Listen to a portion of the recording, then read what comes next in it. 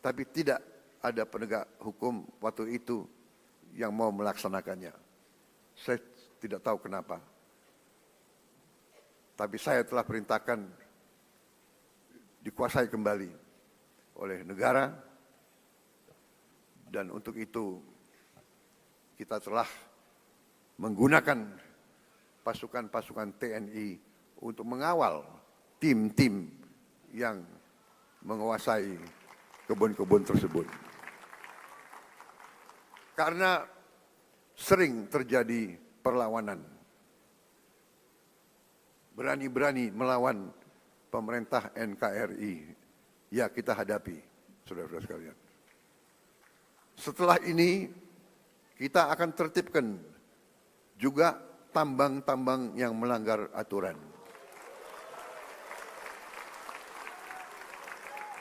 Saya telah diberi laporan oleh aparat-aparat bahwa terdapat 1.063 tambang ilegal. Dan potensi kekayaan yang dihasilkan oleh 1.063 tambang ilegal ini dilaporkan potensi kerugian negara adalah minimal 300 triliun. Saudara-saudara sekalian,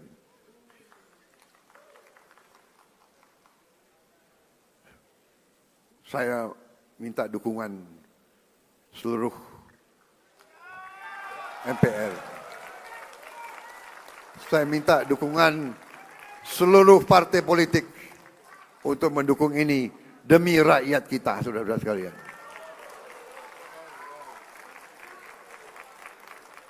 Dan saya beri peringatan, apakah ada orang-orang besar, orang-orang kuat, jenderal-jenderal dari manapun, apakah jenderal dari TNI atau jenderal dari polisi atau mantan jenderal, tidak ada alasan kami akan bertindak atas nama rakyat.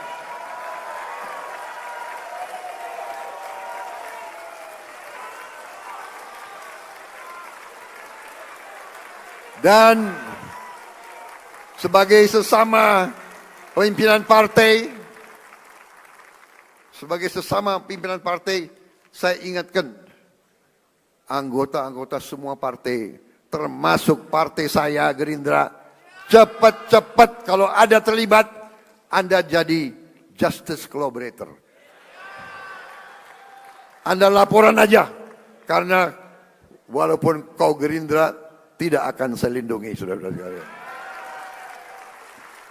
Kalau ada yang berani, ya, saya telah perintahkan Panglima TNI dan Kapolri, kalau Anda mau ke provinsi ini, pakai pasukan dari provinsi lain. Jangan-jangan ada anak buahmu di kebun-kebun itu. Saudara-saudara wakil rakyat, saudara tahu keadaan yang sebenarnya. Benar?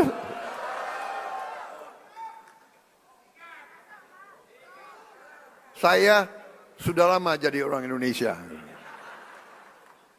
Segala ulah, apalagi saya ini senior mantan tentara. Jadi junior-junior itu jangan macam-macam ya. Aku tahu. Kalau rakyat yang nambang, ya sudah, kita bikin koperasi. Kita legalkan. Kita atur, kita legalkan, ya. Tapi jangan alasan rakyat tahu-tahu nyelundup. Nyelundup ratusan triliun, nyelundup. Saudara-saudara sekalian, harus hitung waktu ini. Dengan kondisi geopolitik yang semakin tidak menentu, Indonesia harus punya pertahanan yang kuat untuk menjaga kekayaan kita.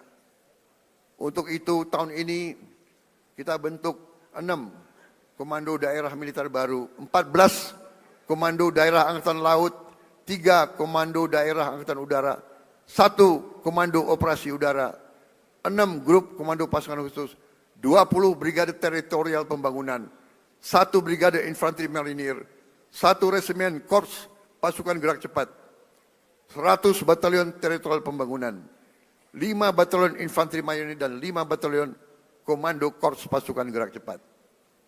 Langkah ini sejalan dengan doktrin pertahanan kita, pertahanan dan keamanan rakyat semesta, SIS Hankam Rata, di mana seluruh warga negara dan sumber daya nasional didaya gunakan secara total untuk kepentingan pertahanan dan keamanan kita.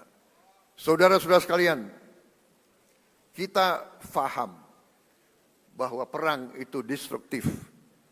Kita tidak mau perang, kita harus hindari perang.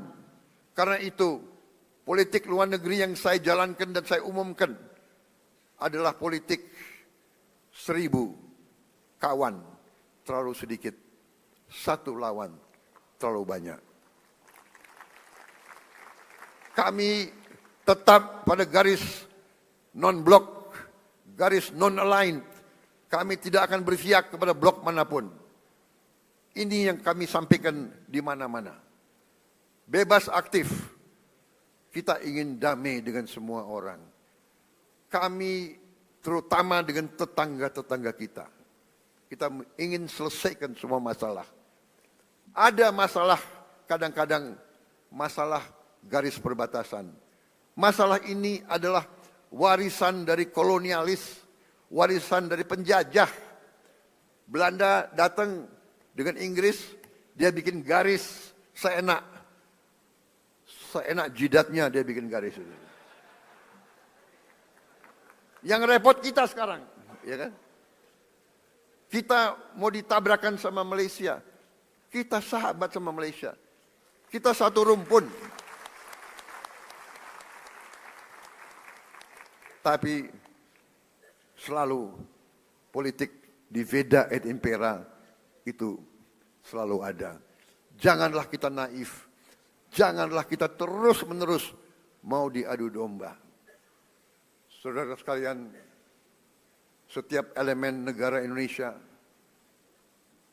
marilah kita bekerja keras agar setiap anak Indonesia berangkat ke sekolah dan mendapat makan yang baik. Kita ingin petani, nelayan kita kembali bangga menjadi tulang punggung bangsa, menjadi produsen makanan. Hidup petani dan nelayan kita harus baik, harus bagus. Untuk itu kita akan bangun dalam waktu yang secepat ini, tahun ini juga kita harus mulai 1.100 desa nelayan. Tiap desa nelayan terdiri dari 2.000, kurang lebih 2.000 kepala keluarga. Berarti di situ akan hidup 2 juta kepala keluarga. Kalau satu kepala keluarga terdiri dari bapak, ibu, dan 3 anak, berarti 5 juta. 10 juta orang akan hidup dengan baik. Ini akan kita wujudkan dalam waktu dekat. Mereka juga akan membayar kembali investasi kita. Jadi ini bukan BLT, ini bukan bagi-bagi uang.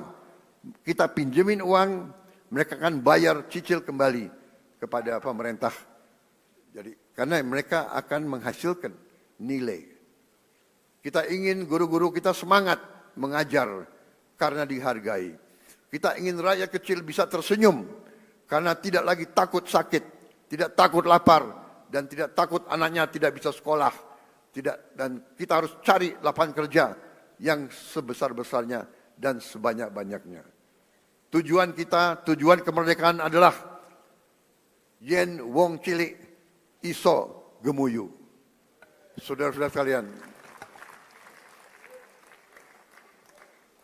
untuk itu saya memberi apresiasi kepada lembaga-lembaga negara atas kinerja mereka dalam menjalankan roda negara.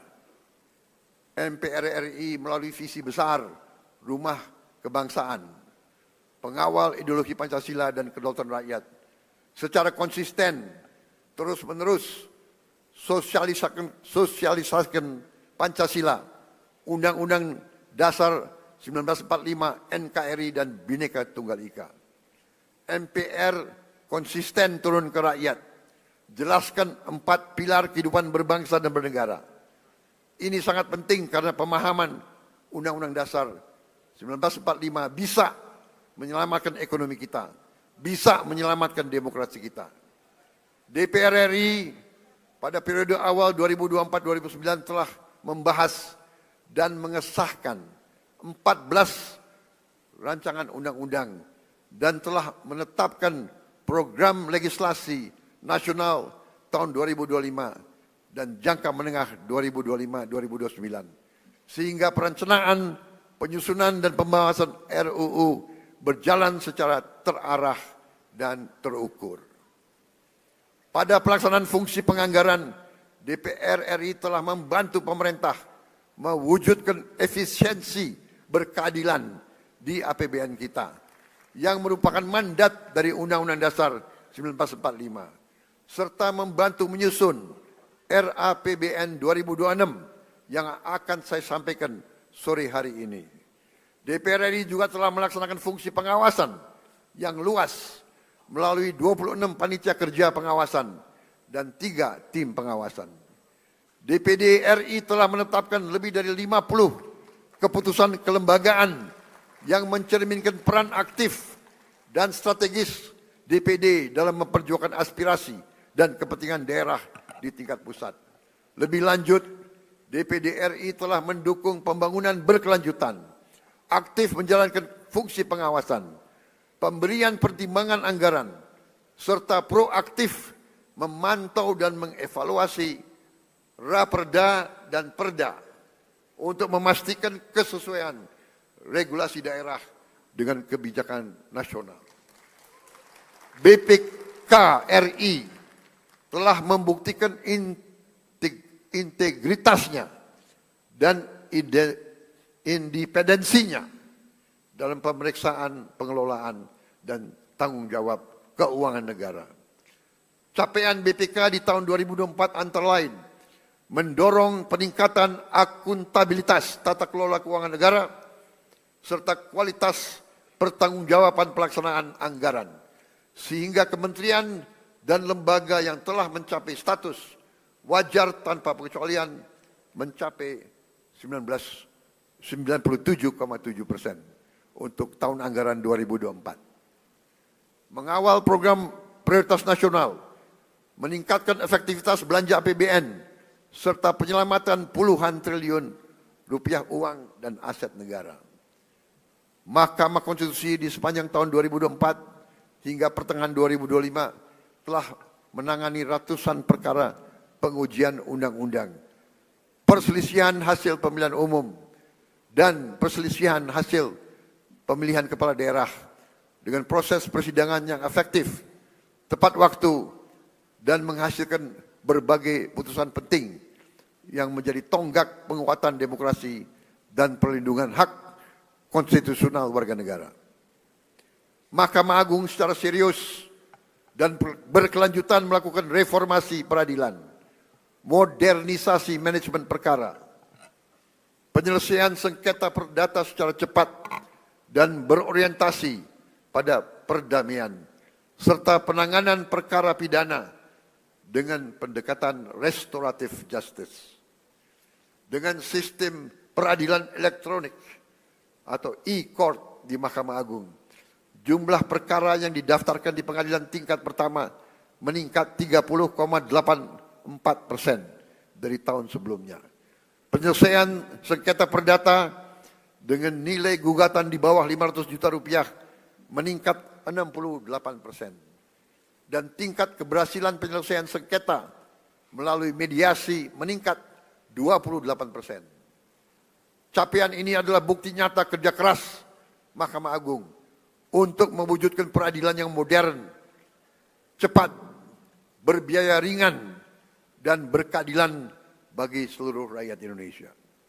Komisi Yudisial memainkan peran strategis dalam kesejahteraan rakyat dan kemajuan Indonesia, yaitu dengan menjaga integritas hakim dan meningkatkan kepercayaan publik terhadap integritas hakim.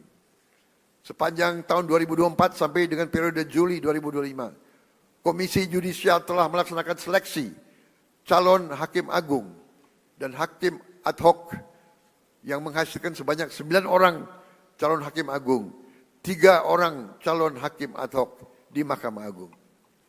Komisi Yudisial juga telah menerima 3.752 laporan masyarakat terkait dugaan pelanggaran kode etik dan pedoman perilaku hakim, dan mengusulkan penjatuhan sanksi kepada 116 orang hakim. Selain itu, saya juga mengucapkan terima kasih kepada Bank Indonesia, Otoritas Jasa Keuangan, Lembaga Penjamin Simpanan, Komisi Pemberantasan Korupsi, Komisi Pemilihan Umum, Badan Pengawas Pemilu, Ombudsman RI, Komnas HAM, dan lembaga-lembaga nasional lainnya yang telah berkontribusi untuk kemajuan bangsa sesuai dengan peran dan kewenangannya. Terakhir, saya juga mau gunakan kesempatan ini untuk mengucapkan terima kasih kepada setiap pengusaha nasional yang telah membuka lapangan kerja di Indonesia, menanamkan modal di Indonesia, dan menyimpan hasil usahanya di Indonesia. Jangan salah, tidak semua pengusaha yang besar itu ikut dalam alam mazhab Slakahnomics. Justru sebagian besar kita ajak untuk membangun Indonesia bersama. Saya sampaikan ke mereka, mereka harus menjadi bagian dari Indonesia Incorporated. Indonesia Incorporated adalah konsep pembangunan ekonomi di mana semua stakeholder, semua pemain bergerak dalam satu kesatuan tim nasional. Yang kuat, yang besar punya peranan. Yang menengah punya peranan. Yang kecil punya peranan, kita bantu. Yang miskin kita berdayakan. Itu namanya Indonesia Incorporated. Saya sampaikan, kalau kita hilangkan kemiskinan, kalau orang yang berada di bawah garis kemiskinan punya uang, punya penghasilan, mereka punya daya beli, mereka akan beli barang-barang dari pabrik-pabrik yang dimiliki oleh perusahaan-perusahaan besar. Itu yang kita namakan suatu ekonomi mata rantai yang saling memperkuat, bukan saling menghancurkan. Saudara-saudara sekalian, saya percaya dan saya yakin bahwa dengan kita bersatu, dengan kita bergotong royong, dengan kita mencapai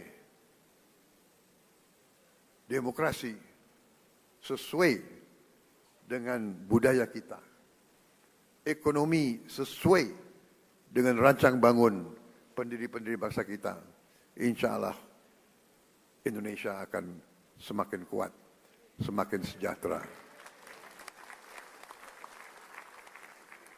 Kita memilih beberapa tonggak sebagai tema kita. Bersatu, berdaulat, rakyat sejahtera. Rakyat harus sejahtera. Kalau rakyat tidak sejahtera, saya katakan kita gagal sebagai negara merdeka. Kita akan berhasil sebagai negara merdeka kalau rakyat kita sejahtera. Karena itu, marilah kita bekerja sama. Kita berbeda-beda boleh, tapi satu tujuan kita. Silakan yang berada di luar pemerintah tidak ada masalah. Terima kasih. Kita butuh koreksi. Kita butuh pengawasan. Kita butuh kritik. Walaupun kadang-kadang kritik itu menyesakkan juga. Tapi nggak ada masalah. Jangan berhenti kritik. Saya juga minta dari koalisi kita tetap di dalam koalisi harus berani mengawasi, harus berani koreksi. Ya. Tidak boleh ada yang merasa lebih kuat dari hukum. Tidak boleh ada yang merasa tidak dapat diatur, tidak dapat diperiksa. Saya kira itu yang ingin saya sampaikan. Terima kasih. Sidang majelis yang terhormat, Dirgahayu Republik Indonesia ke-80.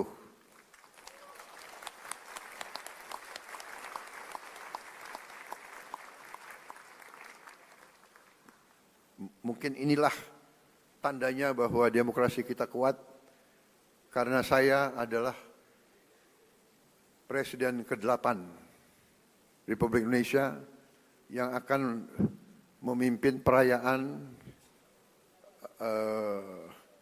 Hari Kemerdekaan yang ke-8 dasawarsa.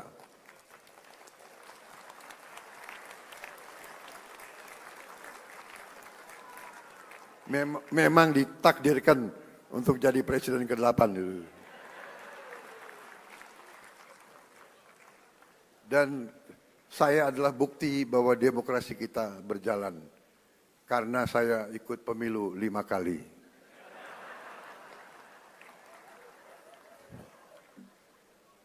Alhamdulillah 4 kali kalah.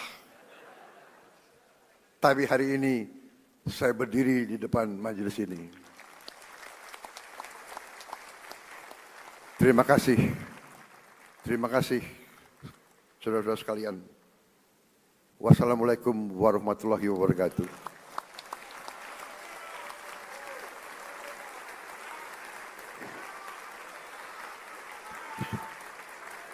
Shalom, salve, Om, Santi, Santi, Santi, Om. Merdeka! Merdeka!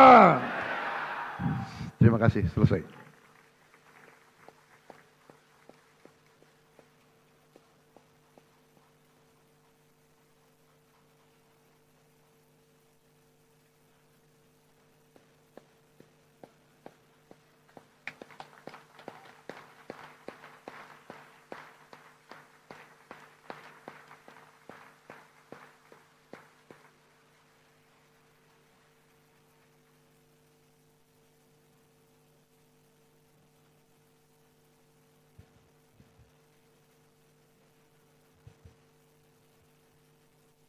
Saudara Presiden dan Saudara Wakil Presiden, hadirin peserta sidang yang kami muliakan.